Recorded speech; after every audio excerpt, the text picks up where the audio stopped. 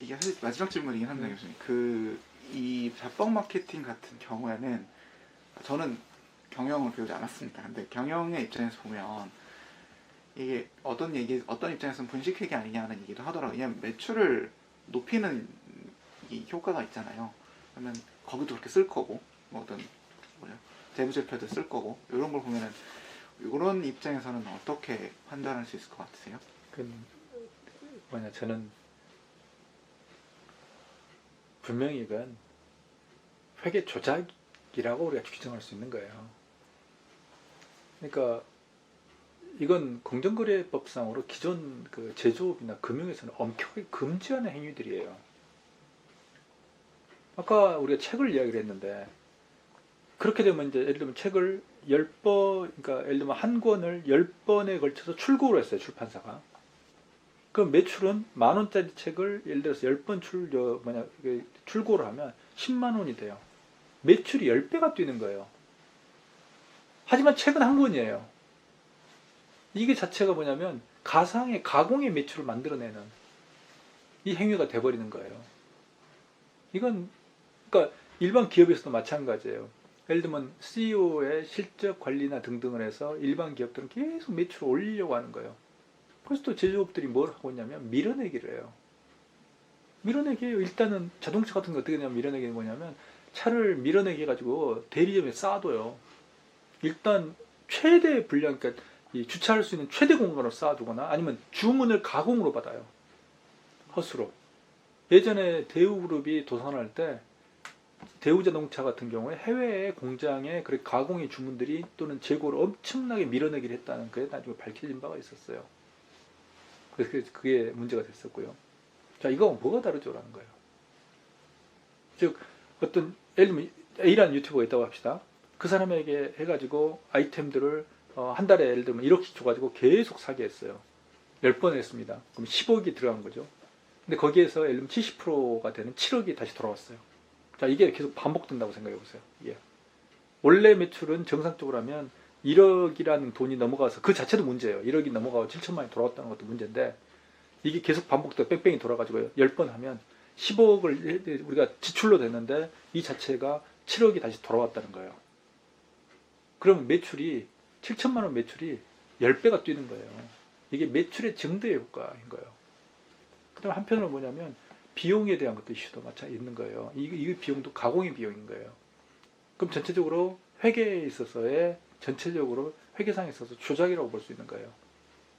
한편으로는 그리고 비용을 처리하는 데 있어서 가상의 비용을 가지고 예를 들면 전체적으로 영업이익을 컨트롤할 수 있거든요. 이런 식으로.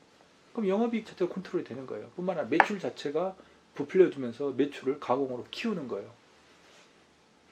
그럼 이건 정말 우리가 기존의 공정거래법으로 보면 이건 엄연한 이건 범죄 행위예요. 이건 상당히 심각한 처벌을 받아요. 근데 지금 게임 회사들 같은 경우는 아직도 그러니까 게임 회사가 안타까운 게 뭐냐면 벤처라는 그런 마인드를 가지고 있어요. 벤처. 조그만 회사. 그러니까 이런 것들을 만약 이런 행위를 제조업에서 했으면 제조업은 업력이 길거든요. 이거 가만 안 둬요. 이거 공정거래위원회나 이런 데서 검찰이 손을 대요. 근데 아직 게임은 그 벤처라는 이미지가 있기 때문에 그냥 내버려 두고 그리고 아직 이 경영진이 게임 회사의 경영진들이 그런 인식이 좀 약해요.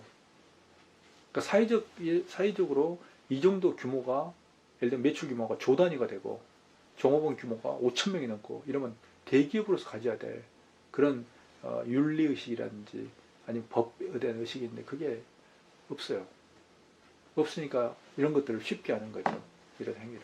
근데 이건 명확한 걸리면 이거 상당히 심각하게 문제가 될 수 있는 법적으로 문제가 될 수 있는 사안들이에요. 그러면 뭐 천상 나가야 되는 건 뭐 정부 쪽이 플레이어로 활동을 하면서 좀 막거나 이래야 되는. 그게 밝혀지지 않잖아요. 그러니까 키맨이 나와야 된다. 이번에 페이스북의 전 직원이 만약 이번 이 미국에서 문제가 되는 거기에서 결정적인 증거를 누가 가지고 나왔냐면 페이스북 직원이에요. 이 사람이 도저히 참을 수가 없었던 거예요. 이 수치스러움에. 회사가 그걸 방치해가지고 예를 들면 인종차별적인 거나 아니면 의사당 트럼프에 의한 의사당 폭동 등등을 방치하면서 회사가 돈을 벌고 있잖아요. 이 사람은 그걸 못 참은 거거든요. 그래서 문서를 가지고 나와버렸어요. 근데 만약 그분이 없었으면, 그 여자분이 없었으면, 이건 아무도 몰라요. 심증만 있는 거예요. 왜 차단이 안 되지? 근데 증거를 가지고 나와버렸어요. 막 이메일부터 시작해서. 이것도 마찬가지예요. 유튜버 누군가가, 이건 아닌 것 같아. 내가 그동안에 유저들에 대해서 기만하고, 산업에 대해서 이렇게까지 폐해를 끼쳤던 거에 대해서 반성하고 죄송합니다라고 딱 거기에 대해서, 뭐 통장 찍히잖아요. 그거 딱 공개하고, 아니면 뭐 계약서도 있을 거예요. 그걸 공개하면 그냥 한 방에 끝이에요. 그럼 바로 공정거래위원회나 아니면 정부가 고발 들어가고 뭐 아니면 검찰이 움직이고 바로 돼요. 근데 지금은 초기에 그 촉발이 안 되는 거예요. 발화가 안 되는 거예요. 발화가. 그러니까 누가 방아쇠를 당길.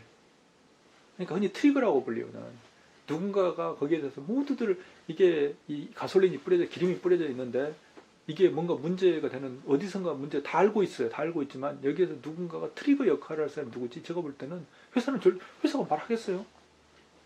물론 이런 경우는 있겠죠. 그 게임 회사에 있는 그 페이스북 직원처럼 도저히 이건 제가 양심 가책 때문에 안 되는 거 아닌 것 같아라고 근데 그건 제가 볼 때 쉽지 않은 거고 저는 페이스북 직원이 정말로 놀라운 사람이라고 생각하고 그 사람은 진짜 앞으로 인생이 힘들 거예요. 정말 그런 사람이 있더라고요. 그런데도 자기가 도저히 이건 아니라고 생각하는 이건 정말 소신 있는 사람이 있는데 그런 사람들은 극히 소수예요. 그럼 게임 회사가 입을 다물죠. 게임사가 유튜버들 자기 생계가 끊어지는데 입 다물어요.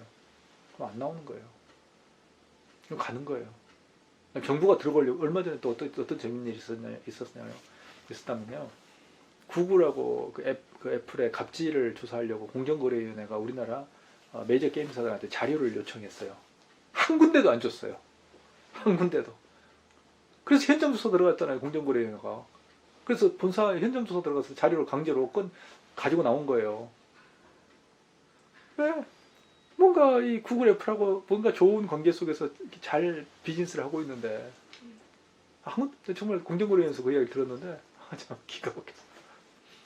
우리가 니네 한국 그 게임사들을 메이저 게임사를 도와주겠다고 하면서 자료 제출을 요청한 거예요. 왜? 구글에 갑자기 30%이 문제 수수료 문제거든. 인앱 결제 해결해야 되니까. 특히 인앱 결제를 강요했다 이런 것들이 필요했는데 안 주잖아요 자료를. 이게 어떤 거예요? 이게 문제 뭐예요? 이런 거예요. 정부가 뭘 하려고 그래도 안 주는데 뭐 가만히 있는데 뭐. 그리고 모두 행복한데 이 판을 누가 깨요? 왜 깨요?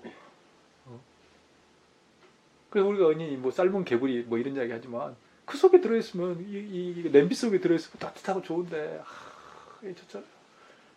몸 담그고 딱 좋은데 왜 그걸 깨요? 그 PD님 같은 분이나 깨려고 하지 마. 사실 이 플레이어 입장에서 보면 진짜 미울 거예요. 밉죠. 근데 우리 같은 사람은 PD님이나 나 같은 사람은 산업 전체가 우리가 이게 이렇게만 문제가 되는데 발전을 해야 된다라는 그것 때문에 하는데 그 당사자들의 입장에서 보면 우리 행복하게 잘 사는데 왜 시비야 뭐 이런 거예요. 그런데 옆에서 보고 있다가 정부가 이제 이런 것들이 문제가 돼가지고 정부가 들어가려고 해도 어떻게 할 방법이 없어요. 그러잖아요. 게임사 불러다가 진짜 그랬어요? 아닌데요. 오해입니다. 유튜버 누구한테 이야기해? 유튜버 누구예요? 아무도 안 보이는데. 예를 들면 아이템을 막 8천만 원 지른 사람이 있어요. 그 사람한테 가가지고 어떻게 된 거예요? 그럼 제 돈으로 한번 질러봤습니다. 쟤는 유튜브 광고료를 메웁니다. 이건 뭐라고 그랬어요? 증거도 없는데 엄한 사람 잡아놔요. 자, 그 다음에 뭐 플랫폼 회사한테 이거 이런 조짐이 있는데 돈이 이렇게 흐름이 있는 건데 그거 해? 아이고 구글 애플요 검찰 출석도 안 해요. 본사에 뭐 개발자들 옛날에 그 소환 요구했는데 그 소환장에 가도 신경도 안 써요. 이게 글로벌 회사들인데 그렇게 생각하면 해결 안 돼요. 근데 이건 있을 거예요. 끊임없이 문제제기를 하잖아요. 그러면 조심은 해요. 옛날부터 그러면 옛날 100개를 했다. 그럼 한 70개 정도는 줄어요. 그냥 걸리면 안 된다. 이제 그 불안감이 생기거든요. 예를 들면 이것도 마찬가지예요. 이 자폭 마케팅도 1번 타자가 누가 걸리면 이건 정말로 표적이 될 거예요. 유저들이 가만히 있겠어요? 트럭 시위가 아니라 불도저 시위할걸요? 포크레인 들고 나올걸요? 그래서 뭐 본사 깨 부신다고 막 트럭 시위 정도가 아니에요. 이 분노는 그러니까 완전히 가지고 유저들이 농락당했잖아요.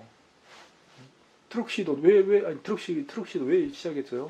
확률 가지고 농락했잖아요. 뭐 확률이 0인데도 막 뭐 몇 퍼센트라고 하고 거짓말하고 이렇게 걸렸고. 근데 막 이건 트럭으로 끝날 문제가 아니라니까요. 돈 돌려가지고 완전히 사람들을 바보 만든 거잖아요, 유저들은. 그래서 아마 딱 이런 것들이 계속 이슈화 되고 문제제기가 되면 옛날보다는 함부로 못 할 거예요. 그게 그나마 저는 좋은 효과라고 생각해요. 이런 것들 문제 제기하는.